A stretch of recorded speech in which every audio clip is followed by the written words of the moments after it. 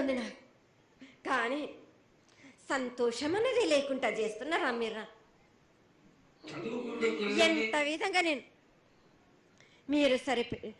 మీరు మట్టుకు సరిపెట్టుకుంటున్నాను అనుకుంటున్నాను.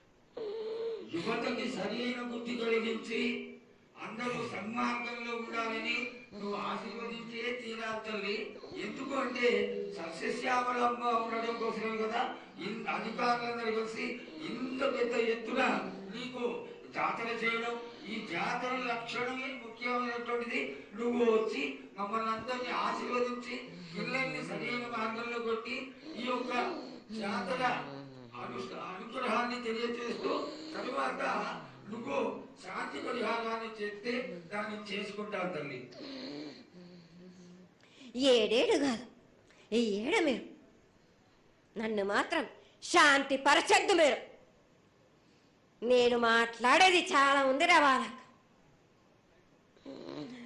మీరు అనుకుంటున్నట్టు బాలబచ్చలు సరి అయిన దారిలో నేను పెడుతున్నాను కానీ తల్లిదండ్రులు మాత్రం ఊరు మీద వదిలేస్తున్నారు.